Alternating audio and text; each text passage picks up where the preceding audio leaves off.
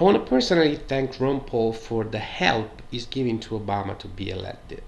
The two last videos that he launched about Newt Gingrich on one side and Newt Gingrich and Mitt Romney on the other side are absolutely perfect.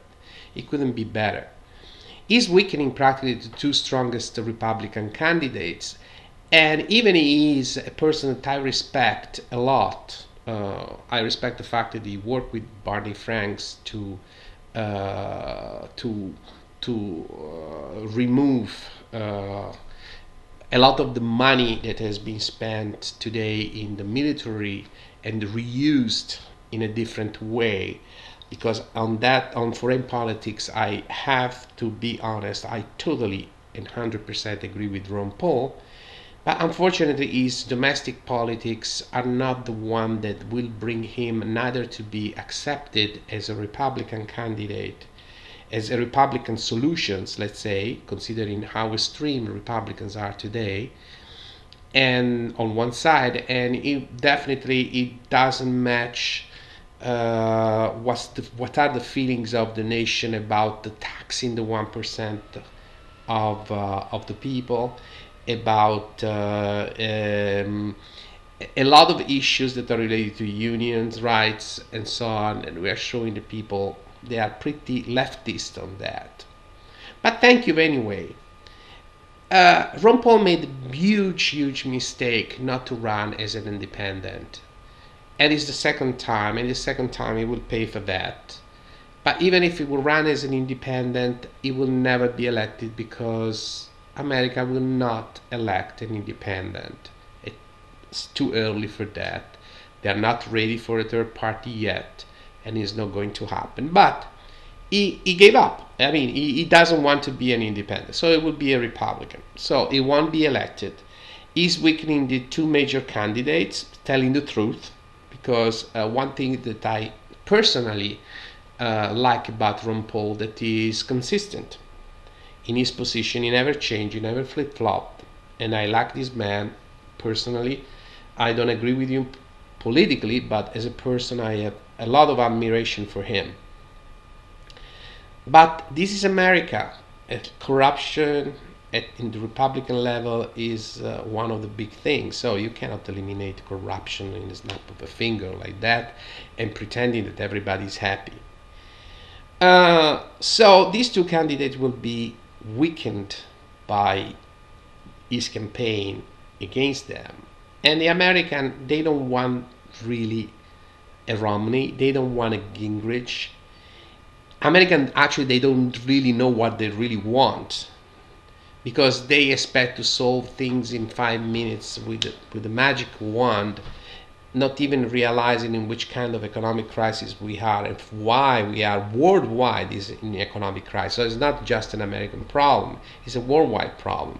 If it was just an American problem at this point and there was a failure from Obama of doing that, at this point we didn't have we should have seen a completely collapse in the American economy, while the major collapse we saw right now are much more Greece or Spain or Italy, countries that are weak by definition, and especially Italy is one of the major examples of how total privatization and a guy that behaved like a tea party can destroy an entire country.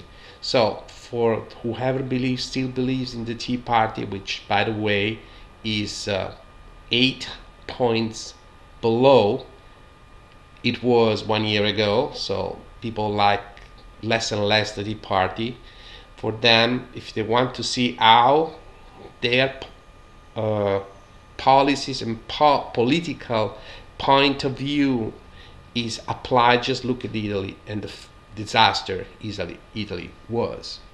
So Ron Paul, thank you so much. I mean, I have to thank you for that. You're giving this big gift to Obama. You are not even realizing that. And unfortunately, I can't agree with you for the domestic solutions. And I will explain you why in the second part of this video, totally dedicated to you. And as I said, I really admire you. Personally, as a person, I really would like that many people would be like you. The problem with the Ron Paul is the fact that unfortunately it is for these kind of libertarians ideas that they don't work really well worldwide. No country apply them, is really utopistic. And if you look at the reality of the facts, all the other AAA plus countries, they have a strong economy, stronger than United States, definitely much stronger than other countries like Italy, Greece, and Spain, that had been completely controlled by governments or completely controlled by corporations, because they balance in a sort of hybrid way what capitalism should be together with social services. So they had regulated capitalism, they have universal services, and practically they pay in taxes 100 times less than what Americans pay for premiums and loans for 2-3 jobs, for no services, for co-payment on top of the premiums that are already high, for staying still in line to wait for a doctor, and for no education and no holidays and 70 hours a week work, which is like in a third world country. If you look at Norway, if you look at even France, Germany, definitely, Scandinavia in general, Finland, Denmark, Sweden, Netherlands, Canada, Australia, New Zealand, Switzerland, Austria, all these countries, they have bank regulations, they have a strong middle class, they are very wealthy, poverty rate is much lower than United States, crime rate is much lower than in United States, they have invested in transportations, in healthcare, in education. They invested in alternative energy. They have eco-prisons, they recover people. They don't use private prisons like in the United States just to make more business and put people in jail just because they smoke marijuana. As I said, they have a strong middle class. Even during this economic crisis, they still have unemployment rate that is lower than the American unemployment rate, and still they have been relatively impacted by the economical crisis. France and Germany, in this economic crisis, they still are financing other countries for bailouts in other countries, and actually their citizens are pissed off because they should use their money much more for them, and I cannot blame them because they create stronger economies.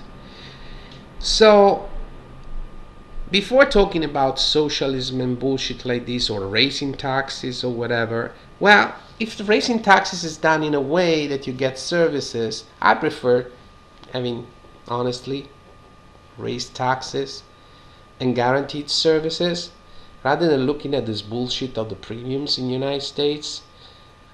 Look at the reality. In Europe, in these countries, not in Europe, in these countries, the offer of graduate people is much higher than the demand, at the point that they go somewhere else. And where do they go? In the United States. So they specialize here in the United States.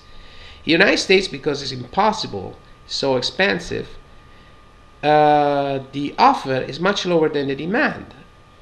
And so you have Indian doctors in the United States. That's the reality. So Ron Paul and the Ron Paulians, they live in this sort of second dimension, fourth dimension, I don't know how to call it, outside the reality to some extent, in which they say things that are absolutely true about the Fed, they're absolutely true about the wars and the military spending, but then they move themselves in this utopia called states. Every state they decide by themselves, when we actually seen that that's not true. These states, they are creating much bigger government with limitation of freedom and increasing taxes than the government, the federal government itself. So don't tell me bullshit about that the states can solve the problem. If every state thought as you think, it will be a disaster, because it will be all fucked up. So Ron Paul's Pilates, or Pilates, I don't know how you know in English the way Pilates, I mean, washing his hands. So this is not a problem. This every state has to do. Is not the solution of the problem. As if we don't need the state. We don't need the federal government. We don't need the government. We need part of the government. We need the regulation. Actually, statistically, regulation create the 0.05% of unemployment.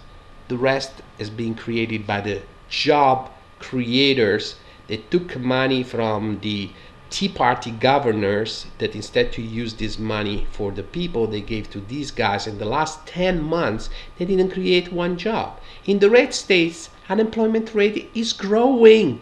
In Texas, Ron Paul state's unemployment rate is growing compared to the national trend. So we